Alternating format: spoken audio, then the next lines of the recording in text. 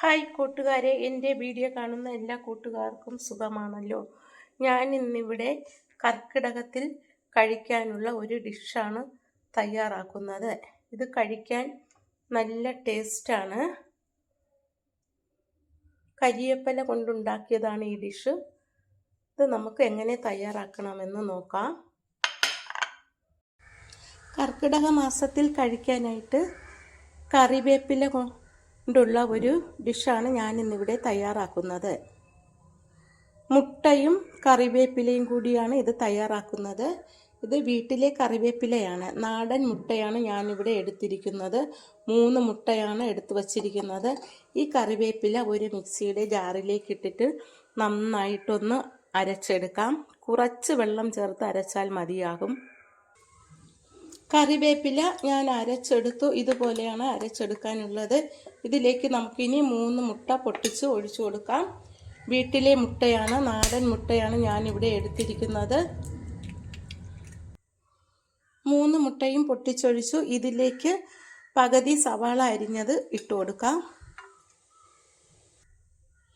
നൈസായിട്ട് അരിഞ്ഞ പച്ചമുളക് പഴുത്തതാണ്, അതിട്ട് കൊടുക്കാം.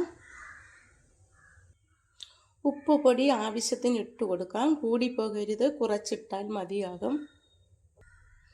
ഇനി ഇതെല്ലാം കൂടി നന്നായിട്ടൊന്ന് മിക്സ് ചെയ്തെടുക്കാം. ഇത് ഹെൽത്തിന് വളരെ നല്ലതാണ്.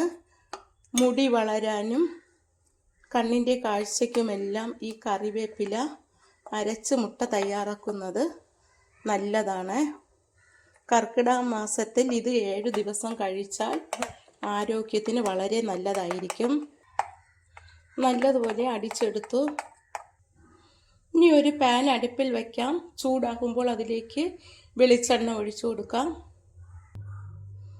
പാൻ ചൂടായി അതിലേക്ക് നമുക്ക് വെളിച്ചെണ്ണ ആവശ്യത്തിന് ഒഴിച്ചു കൊടുക്കാം. 1 സ്പൂണിന് വേണ്ടി മതിയാകും വെളിച്ചെണ്ണ, കൂടുതലൊന്നും വേണ്ട. എണ്ണ ചൂടായി അതിലേക്ക് നമുക്ക് നല്ലതുപോലെ മിക്സ് ചെയ്ത മുട്ടയുടെ കൂട്ട് ഒഴിച്ചു കൊടുക്കാം. മുട്ടയും കറിവേപ്പിലയുമാണിത്. നമുക്കിത് ഒഴിച്ചു കൊടുക്കാം.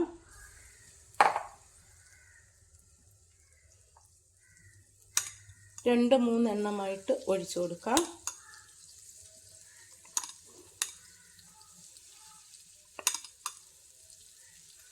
ബാക്കി അടുത്തതിൽ ചുട്ടെടുക്കാം.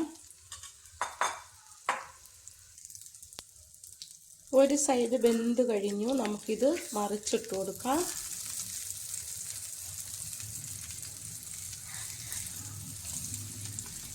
എല്ലാം ഇതുപോലെ മറിച്ചിട്ട് കൊടുക്കാം.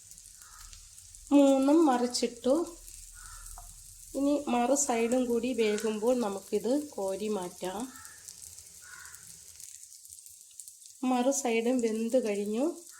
നമുക്ക് ഇത് ഒരു പാത്രത്തിലേക്ക് കോരി മാറ്റാം. ഇത് വളരെ ഹെൽത്തി ആയിട്ടുള്ളതാണ്.